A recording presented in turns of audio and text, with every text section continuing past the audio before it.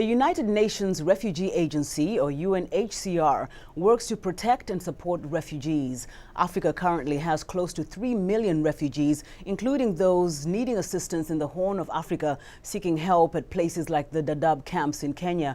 Recently, we spoke with George Okoth-Obbo, director of the UNHCR's Bureau for Africa, about the challenges of meeting the needs of so many desperate people. What this is rooted in is a very large displacement of the people of Somalia, both internally within their country and externally as refugees. Today we have close to 500,900,000 Somalis in just the countries of Kenya, Ethiopia, Djibouti and Yemen, and more than 50% of those in Kenya alone. And a lot of this external displacement of Somalis has happened in just the 11 months of this year. So if we go back to Kenya again, in this period, it has received close to 190,000 people since the beginning of the year. This particular period, beginning from the middle of October, is when the rains come. And in the Dadaab refugee camps, these periods are always characterized by high morbidity, unfortunately even morbidity. We have reports now that there have been cholera outbreaks in Dadaab. How serious is the situation? In a situation where we have 440,000 people, that's how many people are in Dadaab, that is serious enough. We have strong programs that we have tried to implement with our partners in healthcare, in combating the exposure of refugees to the conditions that are brought about by the precipitation since the middle of the year. So certainly the effort that we are making would be that this outbreak is stemmed and is not allowed to spread within the refugee communities. The number you just mentioned, 440,000 people, right, in a camp that's supposed to hold at the maximum 90,000 or thereabouts. How is UNHCR and all other agencies that are operating there able to meet even the most basic of needs? It's a very, very huge challenge. The Dadaab camps, when they were established, is a constellation of 3 camps, Ifo, Dagahale and Hagadera. Because of this large crush of people that has also occurred in a very, very short period of time. In fact, the camps have grown to what is now a total of 6. So across the range of the services that must be provided, from shelter to water to sanitation to healthcare, the response has been to try and create facilities that would hold people in stable conditions. Now, this has meant that in a very, very short period of time, from the middle of the year to now, the operations in the Horn of Africa have grown by close to $150 million. The UNHCR had made an appeal, first for about $136 million, and then it added an additional appeal for about $8 million. How much of that is coming in and how is it being used? If you look at it on the landscape of humanitarian resourcing, to be close to about 50% of the resources that you require is a strong response.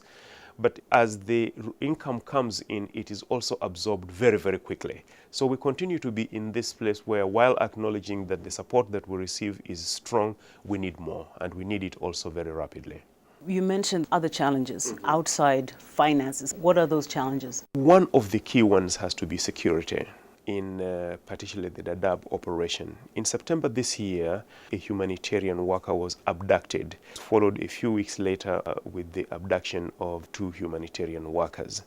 In the period since then, we have had explosive devices which have been identified in the camp. I mean, you can understand that this atmosphere of risk, of fear, compounds a humanitarian response which has to occur very rapidly. The Kenyan authorities have responded very quickly and, I must say, very strongly. But what this translates into is that we are able to sustain only basic life-saving operations. So somehow the solutions have to be particularly motivated to restore really peace and stability inside Somalia itself, not so that the mobility of Somalis is prevented, but that it becomes rather a matter of choice.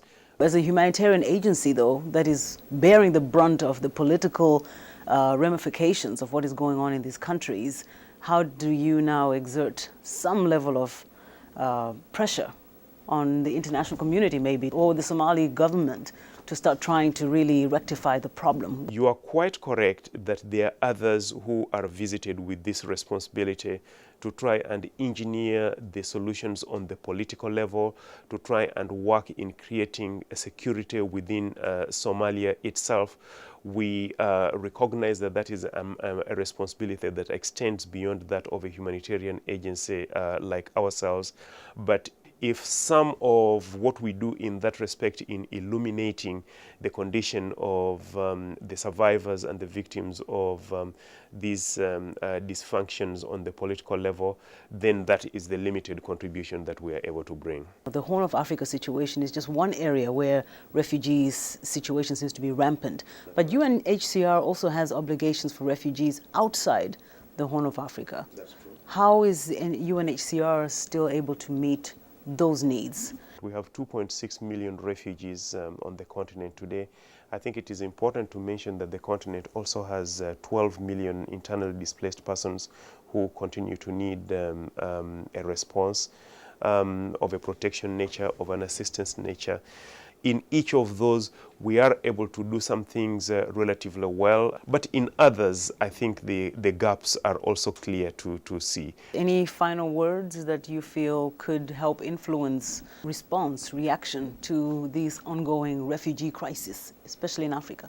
If you had asked me to put it in just one word, that word really has to be accountability.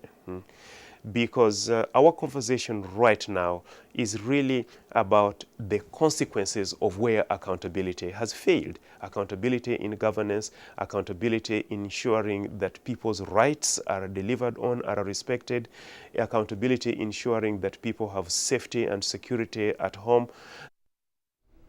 George Okoth-Obbo is the director of the UNHCR's Regional Bureau for Africa.